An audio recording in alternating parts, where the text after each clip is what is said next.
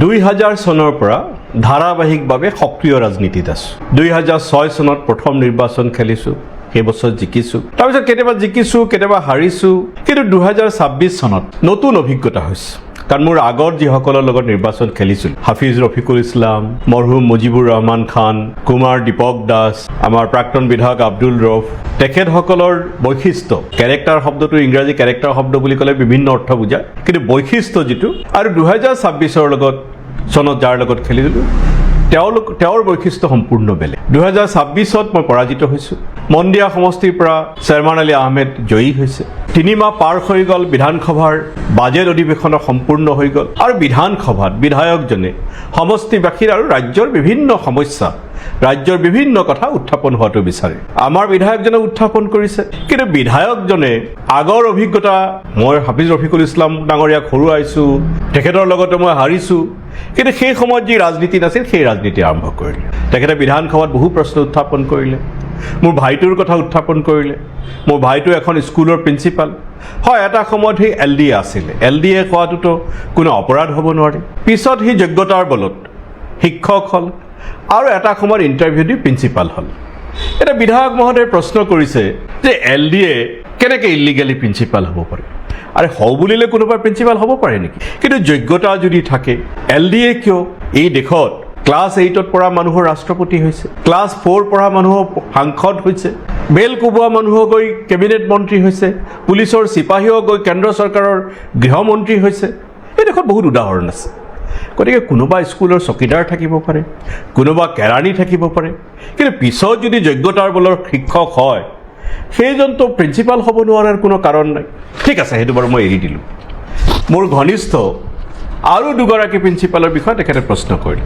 সেইবোৰৰ চৰকাৰী নিয়ম নীতি অনুসৰি যি হ'ব লাগে হৈ থাকিব তাত মোৰ ক'ব লগা একো নাই 2006 চনত মই যেতিয়া প্ৰথম বিধায়ক হ'লোঁ তেতিয়া বৰপেটা জিলাৰ কথা বাদেই দিয়ক অসমৰ সংখ্যালঘু অধ্যুষিত বুলি কওক বা চৰ চাপৰি বুলি কওক কোনো শিক্ষক প্ৰশিক্ষণ মহাবিদ্যালয় নাছিলে আমি এখন কলগাছিয়া উডমাৰী যাক বামুণটাৰী বুলি কয় তাৰ এখন বিএড কলেজ ষ্টাৰ্ট কৰিছিলোঁ Ataur Rahman college of education আৰু এই ক্ষেত্ৰত আমাৰ মৰহুম প্ৰিন্সিপাল শ্ৰদ্ধেয় আব্দুল সত্তাৰ আহমেদ ছাৰ মৰহুম হবিবুৰ ৰহমান গাঁওবুঢ়া ডাঙৰীয়াকে ধৰি কেইবাগৰাকী বিশিষ্ট ব্যক্তি আগভাগ লৈছিল আৰু যাৰ নেতৃত্ব মই গ্ৰহণ কৰিছিলোঁ বিধানসভাত সেইখন কলেজৰ কথা উত্থাপন কৰিলে সেইখন কলেজক এলইডি দিয়াৰ কথা উত্থাপন কৰিলে এলইডি এটা বেলেগ প্ৰসংগ চৰকাৰী নীতি নিয়ম মতে যি হ'ব লাগে হৈ থাকিব কিন্তু বিধায়ক মহোদয়ে ক'লে বিধায়ক মহোদয়ে গুৱাহাটী ইউনিভাৰ্চিটিৰ কথা সুধিলে এনচিটিৰ কথা সুধিলে কলেজখনে চৰকাৰৰ এনঅ'চি পাইছে অসম চৰকাৰৰ গুৱাহাটী বিশ্ববিদ্যালয়ৰ এফিলিয়েশ্যন পাইছে এনচিটি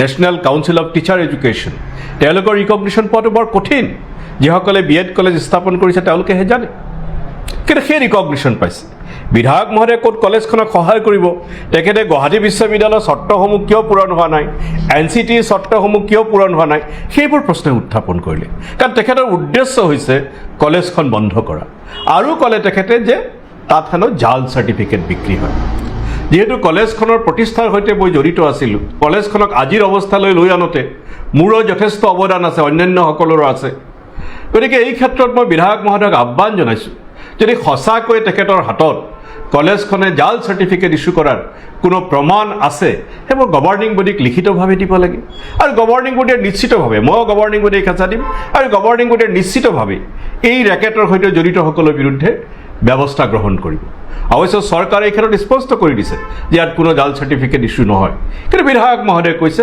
আৰু সেইকাৰণে বিধায়ক মহোদয়ক মই আহ্বানো জনাইছোঁ প্ৰত্যাহ্বানো জনাইছোঁ বিধায়ক মহোদয়ে কৈছে যে বেচৰকাৰী অনুষ্ঠানক পুঁজি দিয়াৰ কথা মইতো গৌৰৱ অনুভৱ কৰোঁ মই 2006 চনত যেতিয়া প্ৰথম বিধায়ক হৈছোঁ মই 79টা মক্তব মাদ্ৰাছা ঈদগাহ মছজিদ মন্দিৰ ঈদ সত্ৰ 79টা অনুষ্ঠানক বেচৰকাৰী অনুষ্ঠানক মই য'ত সামান্য হ'লেও অনুদান দিব পাৰিছোঁ বিধায়ক পুঁজিৰ পৰা মই গৰ্ব অনুভৱ কৰোঁ দ্বিতীয়বাৰ বিধায়ক হৈ দিছোঁ কেতিয়াবা ক'ৰবাত জাতীয় বিদ্যালয়ত দিছোঁ কেতিয়াবা কোনোবা ভেঞ্চাৰ অনুষ্ঠানত দিছোঁ আৰু এইবোৰৰ কাৰণে মোৰ কোনো অনুসূচতা নাই কিন্তু চেয়াৰমান আলী ডাঙৰীয়াৰ দৰে কিছুমান মানুহৰ কাৰণে এতিয়া বহু ধৰ্মীয় অনুষ্ঠানত টকা দিয়া আমি দিব নোৱাৰোঁ মই মাজতে সাংসদ থাকোঁতে গাগলমাৰী ঈদগাহত 5 লাখ টকা দিছোঁ ফাৰ্ষ্ট ইনষ্টলমেণ্ট পালে এই জুলাই মাহত মই এই বছৰৰ জুলাই মাহত এখন চিঠি পাইছোঁ সেকেন্ড ইনষ্টলমেণ্ট দিব নোৱাৰে গাইডলাইন মতে নপৰে তেতিয়া জিলা প্ৰশাসনে গাইডলাইন নাচালে এতিয়া চাইছে বঙাইগাঁও জিলাতো তেনেকুৱা কথা হৈছে,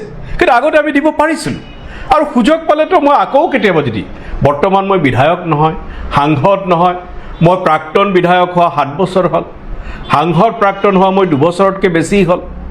আৰু ইয়াত যদি কোনো ধৰণৰ খেলি মেলি থাকে, কাৰণ আমাৰ বিধায়ক ডাঙৰীয়াৰ কিছুমান সমৰ্থকে যিসকলে, মই ভেৰণীয়া শব্দটো ব্যৱহাৰ নকৰোঁ, কিন্তু কিছুমানে ক'ব খোজে, তেওঁলোকে বহু কথাই কয়, মই তেওঁলোকক প্ৰত্যাহ্বান জনাইছোঁ, আৰে চৰকাৰ কোনো বিধায়ক কোনো সাংসদে নিজে কাম নকৰে। ইমপ্লিমেণ্টিং এজেঞ্চি কনষ্ট্ৰাকশ্যন কমিটি হয়, য'ত জিলা উপায়ুক্তই মানুহ এজন দিয়ে। আগতে বিধায়ক সাংসদে দিছিল, আজিকালি জিলা উপায়ুক্তই দিয়ে এজন চৰকাৰী মানুহ। গতিকে তেওঁলোকে সেইবোৰ চাব। আৰু মই কেতিয়াও মোৰ বিধায়ক পুঁজি বা সাংসদ পুঁজিৰ কনষ্ট্ৰাকশ্যন কমিটি সম্পৰ্কত বা UC সম্পৰ্কত মই কাকো ফোনো কৰা নাই আৰু মই লিখিতভাৱেও দিয়া নাই। অৱশ্যে আমাৰ বৰ্তমানৰ মাননীয় বিধায়ক, তেখেতৰ কিন্তু ট্ৰেক ৰেকৰ্ড আছে। 2016-17 চনৰ তেখেতৰ বিধায়ক পুঁজিক লৈ কিছুমানে আপত্তি কৰিছিলে, তাৰে এজনক তেখেতে মেনেজ কৰিলে, বাকী 2-3জনক মেনেজ কৰিব নোৱাৰিলে, আৰু সেই বিধায়ক পুঁজি গৈ সেইটো গোচৰ CM ভিজিলেন্সত পালে। মই জনাবতে বিধায়ক মহোদয়ে সেই গোচৰত কিছুদিন জেলো খাটিলে। অকল সিমানেই নহয়, এই বছৰ সেই গোচৰ আদালতলৈ গৈছে, আৰু চৰকাৰে আদালতৰ পৰিপ্ৰেক্ষিতত চৰকাৰে এই বছৰ এই জুলাই মাহৰ 22 তাৰিখে কেইবাটাও কমিটিৰ, এই 2016-17 চনৰ কেইবাটাও কমিটিৰ কামৰ 25 লাখতকৈ অধিক ধন অপব্যৱহাৰ হোৱা বুলি চৰকাৰে লিখিতভাৱে কৈছে। আৰু এই কনষ্ট্ৰাকশ্যন কমিটিসমূহৰ সভাপতি, 16-17টা কামৰ সভাপতি আছিল সেই সময়ৰ মন্দিয়াৰ BDO ইউছুফুৰ ৰহমান। সেই ইউছুফুৰ ৰহমানৰ পেঞ্চনৰ এটা অংশ চৰকাৰে কাটি ৰাখিছে, যাতে এই ধনৰ কি অপব্যৱহাৰ হ'ল তাৰ শাস্তি হিচাপে। আৰু তেখেতৰ ব্যক্তিগত পুঁজিৰ পৰা 2,93,000 অকল পেঞ্চন কাটাই নহয়, 6 মাহৰ পেঞ্চনৰ এটা অংশ কাটি আৰু 2,93,000 টকা তেখেতৰ পৰা ৰিকভাৰী কৰিছে। যিসকলে কয় চেয়াৰমেন ডাঙৰীয়াৰ ক্ষেত্ৰত কি ক'ব, এতিয়া এই ধৰণৰ কথা বাৰ্তাবিলাক আছে। এতিয়া আমি কোনো অনুষ্ঠান বন্ধ হোৱাটো নিবিচাৰোঁ, বিধায়ক মহোদয়েও বিচাৰিব নালাগে। মই এতিয়া তেখেতে শুনিছোঁ, মই আমাৰ বেকীৰ দলঙৰ ৰিপেয়াৰিং চলি আছে, আৰু ৰিপেয়াৰ হোৱা দলংখনৰ হেনো উদ্বোধন কৰিব। আমিতো 2009 চনত বেকীৰ দলং কৰিছিলোঁ, মানাহৰ দলং কৰিছিলোঁ, কৰাৰপুৰ আৰু বৰতাৰী, মৰা বেকীত আধাৰশিলা কৰিছিলোঁ তেতিয়াৰ মুখ্যমন্ত্ৰী তৰুণ গগৈ ডাঙৰীয়াই। আমি ইয়াৰ উদ্বোধন কৰা নাছিলোঁ, আমাৰ চৰকাৰেও কৰা নাছিলে। পৰৱৰ্তী সময়ত যদিও কংগ্ৰেছৰ চৰকাৰ গৈ বিজেপি চৰকাৰ আহিলে, সৰ্বানন্দ সোণোৱাল মুখ্যমন্ত্ৰী হ'ল, আমিও বিধায়ক আছিলোঁ, কিন্তু সেই সময়তো উদ্বোধন নহ'ল। এতিয়া ৰিপেয়াৰ হোৱা কাম এটা উদ্বোধন কৰক বাৰু, ভাল কথা। বিধায়ক মহোদয় নিৰ্বাচনৰ সময়ত মোক দোষাৰোপ কৰিলে, কৰাপশ্যনৰ কথা ক'লে। আৰে বিধায়কে ইমান ডাঙৰ দলং য'ত প্ৰায় 76 crore গৈছে, আৰু বিধায়কে দলঙৰ কাম কৰে নেকি? এষ্টিমেট বনাই ইঞ্জিনিয়াৰসকলে। বিধায়ক মহোদয়ে সেই সময়ৰ মন্ত্ৰীক জগৰীয়া নকৰিলে, সেই সময়ৰ বিষয়াসকলক জগৰীয়া নকৰিলে, সেই সময়ৰ এক্সিকিউটিভ ইঞ্জিনিয়াৰ DC এইসকলক জগৰীয়া নকৰিলে। মই ভাবিছিলোঁ তেখেত যেতিয়া জিকি গ'ল, বিধানসভাত নিশ্চয় প্ৰশ্ন কৰিব যে সেই সময়ৰ মন্ত্ৰী কি কাৰণত, কাৰ গাফিলতিৰ কাৰণে। অৱশ্যে এইবোৰ দলং কিন্তু হৈ থাকে, এনেকুৱা নহয় যে অকল বেকীৰ দলংখনেই বেয়া হৈছে। আমাৰ চানমাৰীৰ যিখন অভাৰব্ৰিজ নতুনকৈ বনাইছে অসম চৰকাৰে, সেই অভাৰব্ৰিজ 2 বছৰো হোৱা নাই, যিখন অভাৰব্ৰিজ 1 বছৰো হোৱা নাই, সেইখন মাজতে বেয়া হৈছিলে, আকৌ ভাল কৰিলে। কিমান দলং আপোনাৰ যিসকলে খবৰ ৰাখে, গুজৰাটৰ দলং ভাঙি পৰিছে, বিহাৰৰ দলং ভাঙি পৰিছে, মই সেইবোৰ একোটা জাষ্টিফাই কৰা নাই। কিন্তু সেই দলংখন যদি বেয়া হৈছে, দলংখনৰ নিৰ্মাণত যদি কোনো ত্ৰুটি আছে, তাৰ কাৰণে সামগ্ৰিকভাৱে বিধায়কৰ সামান্য অংশগ্ৰহণহে থাকে। চৰকাৰী বিষয়াসকল, মন্ত্ৰী, তেওঁলোকৰ, কাৰণ মন্ত্ৰীয়ে নিবিদা আহ্বান কৰে আৰু নিবিদাৰ এলটমেণ্ট ফাইলত মন্ত্ৰীৰ ওচৰলৈ যায়, মন্ত্ৰীয়ে ফাইনেল এলটমেণ্ট দিয়ে। মন্ত্ৰীৰ কথা তেখেতৰ ক'বলৈ সাহস নাই। মোৰ কথা ক'লে মই বিধায়ক মহোদয়ক এতিয়াও প্ৰত্যাহ্বান জনাইছোঁ, যদি এই দলঙৰ কাম যি DD বৰ্মন নামৰ কনষ্ট্ৰাকশ্যন কোম্পানীটো কৰিছিলে, তেওঁলোকৰ হৈ যদি মই ক'ৰবাত চিৰকুট এটা, ক'ৰবাত যদি মই ৰিকমেণ্ড কৰি থাকিছোঁ, ওলাই দিয়ক, প্ৰমাণ কৰক, মই ৰাজহুৱা জীৱন এৰি দিবলৈ মই প্ৰস্তুত আছোঁ। কিন্তু এইবোৰ কথা কৈ লাভ নাই বিধায়ক মহোদয়। আজি আমি কলগাছিয়াত 200খন বিচনাযুক্ত হস্পিটেল লৈ আনিছিলোঁ। আমাৰ বিধায়ক মহোদয় 15 বছৰ বাগবৰ সমষ্টিৰ বিধায়ক আছিল, তাত কিন্তু তেখেতে মন্দিয়াৰ যিখন হস্পিটেল সেইখনক ডেভেলপ কৰিব নোৱাৰিলে, নতুন হস্পিটেল কৰিব নোৱাৰিলে। মইনবুৰী হস্পিটেলখনৰ অৱস্থা বেয়া হৈ গ'ল, হস্পিটেল ছেক্টৰত তেখেতে একো কৰিব নোৱাৰিলে। বাগবৰ সমষ্টিৰ 15 বছৰ বিধায়ক থাকোঁতে তেখেতে কিন্তু তাত এটা ছায়েন্স কলেজ পাতিব নোৱাৰিলে, কমাৰ্চ পাতিব নোৱাৰিলে। আমিও পৰা নাই, কিন্তু আমি কমাৰ্চ কলেজ এখন আৰম্ভ কৰিছিলোঁ। তাত হায়াৰ ছেকেণ্ডেৰী ছেকশ্যন আছে। সেই কমাৰ্চ কলেজ লৈ বিধায়ক মহোদয়ে প্ৰশ্ন কৰিছে, কাৰণ বিধায়ক মহোদয়ৰ উদ্দেশ্য শিক্ষাৰ পৰিসৰটো সংকুচিত কৰা, বহলোৱা নহয়। কিন্তু আমি আৰম্ভ কৰিছিলোঁ কমাৰ্চ কলেজ এটা। আজি তেখেতে সেইবোৰ ক'ত কৰিব পাৰিলে? গতিকে তেখেতে ৰাজনৈতিকভাৱে আমাক যুঁজক। মইতো ভাবিছিলোঁ মই কিছুদিন বেছ আৰাম কৰিম। মই এই ধৰণৰ লাইভ অধাৰৰ পক্ষপাতি নাছিলোঁ, কাৰণ নিৰ্বাচন পাৰ হোৱা 3 মাহো পাৰ হোৱা নাই।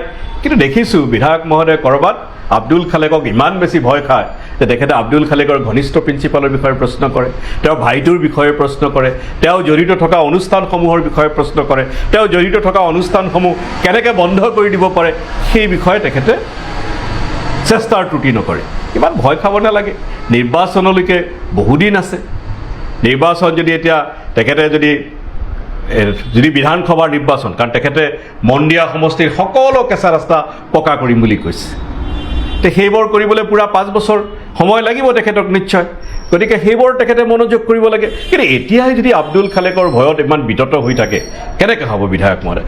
কিন্তু মই আকৌ আপোনাক চেলেঞ্জ কৰিছোঁ যে আপুনি যিমান তদন্ত আছে, মোৰ সাংসদ পুঁজি, বিধায়ক পুঁজি, কাৰণ আপোনাৰ সমৰ্থকসকলে লিখি থাকে, দিয়ক না তদন্ত। আপোনাৰ কিন্তু সাহস নাই। আপুনি কিন্তু আমাৰ অসম কাগজত চিঠি এখনো লিখিছিল আপোনাৰ বিধায়ক পুঁজিৰ সমৰ্থনত, আমি লিখা নাই।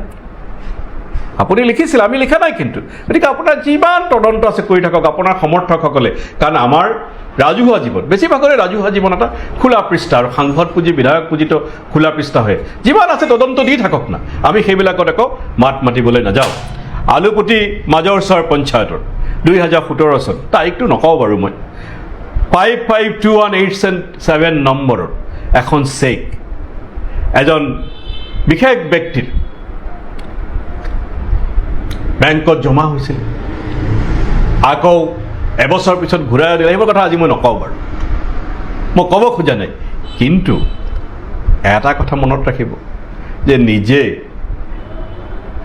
নিজে কাছৰ ঘৰত থাকি শিল দলিয়ালে নহ'ব, সেই কথাটো মনত ৰাখিব। আজি মই বেছি কথা নকওঁ। মই বিধায়ক মহোদয়ক শুভেচ্ছা জনাইছোঁ, কাৰণ আৰু 4 বছৰ 9 মাহ আছে। সমষ্টিৰ উন্নয়নৰ কাম কৰক, গঠনমূলক কামত আমি সহযোগিতা কৰিম, ভালটোক ভাল বুলি ক'ম। এইখিনি কৈ মই ধন্যবাদ জনাইছোঁ।